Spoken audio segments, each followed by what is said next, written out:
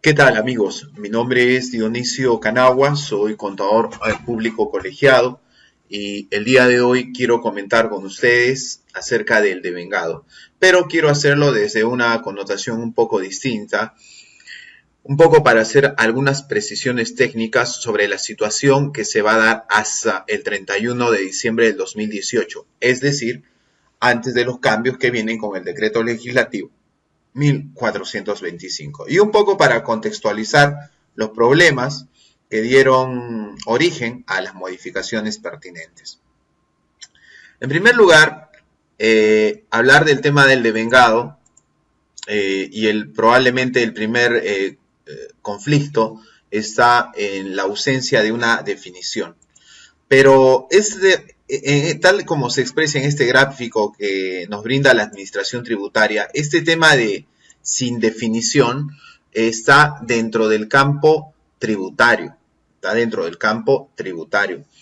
Porque nosotros dentro de una norma legal, entiéndase impuesto a la renta, código tributario, IGB y la norma que se les ocurra, no encontramos una definición de devengado. Situación muy diferente en el mundo contable, dado que nosotros sí contamos con una definición muy explícita para trabajar el devengado.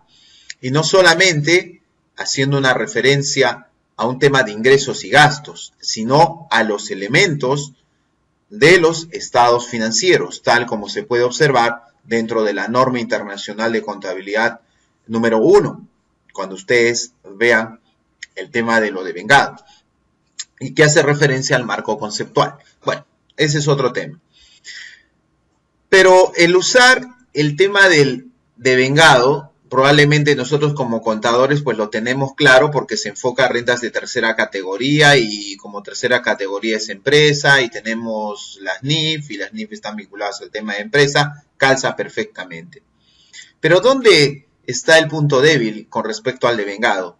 El criterio de devengado desde un punto de vista tributario, como tú puedes observar, también aterriza en primera categoría, también aterriza en fuente extranjera. Y entonces la pregunta que uno se hace es, en este punto, mi estimado amigo, para yo aplicar una definición de devengado en primera categoría, ¿debería aplicar las NIF? Para yo aplicar el tema del devengado a rentas de fuente extranjera, ¿debería aplicar las NIF? Es la pregunta. Y es ahí donde encontramos pues el vacío legal y decimos pues efectivamente no hay una definición.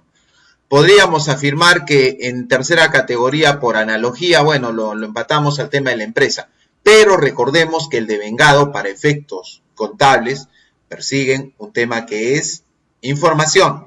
Por lo tanto, tenemos un devengado para información, que va a ser mostrada a través de estados financieros. Es decir, por ello que hablamos de un devengamiento de los elementos de los estados financieros. Ok. Ahora, ¿por qué era importante trabajar el tema del devengamiento? ¿Y hacia dónde iba esto? Completemos el cuadro aquí.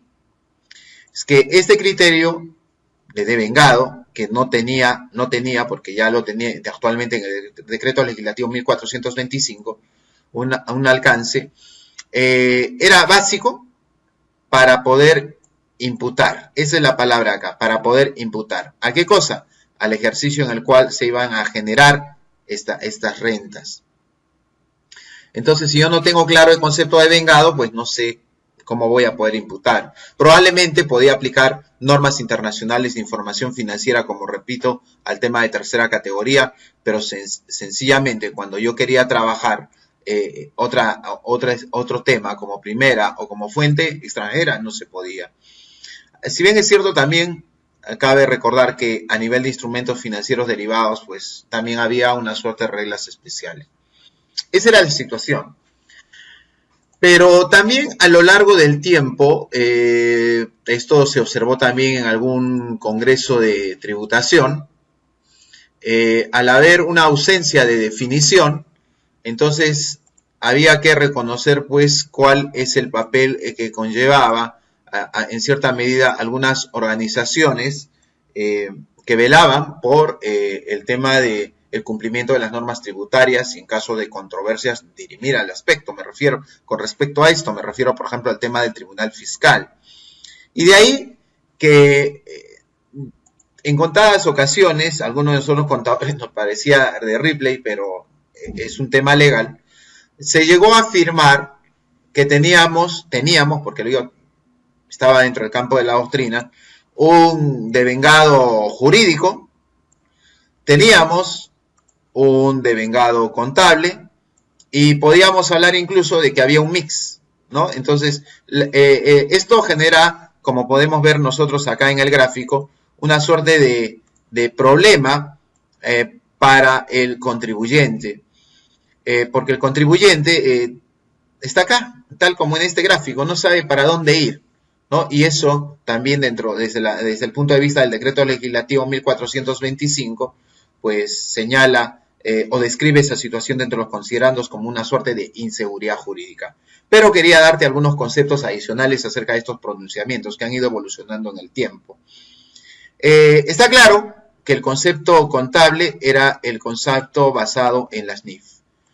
Año 2005, 2006, y entra en vigencia las NIF, Plan Contable General Empresarial, 2011. Y los informes de SUNAT como que aterrizan también ahí, como es en el caso de inmobiliarias, en el caso de construcción, en el caso de venta de vehículos nuevos, hay informes respecto a eso.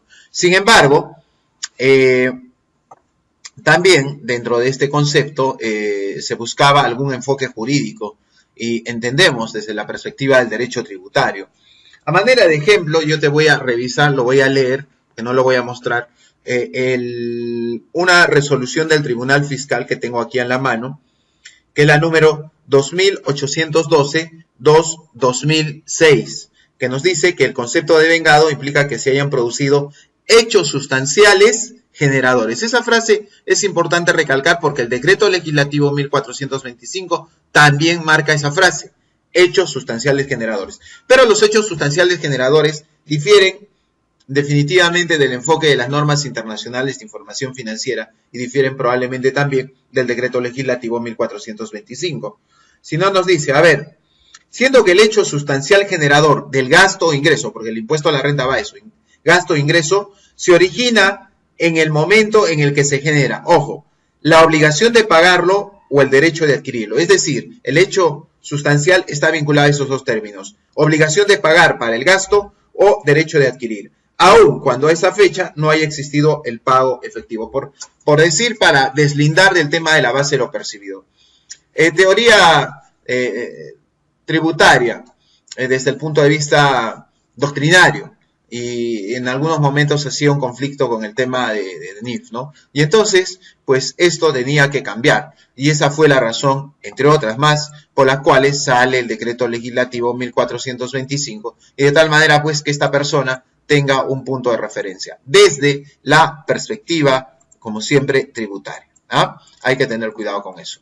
Muy bien, amigos, entonces espero que los comentarios les sean de utilidad para todos ustedes, y los invito a revisar información que publicamos en internet a través de nuestro blog en perugestión.blog, en el canal de YouTube a través de CPC Dionisio Canagua o también en nuestros canales de Instagram o Twitter. En los enlaces los coloco en la parte de comentarios de este video. Muchas gracias por tu atención.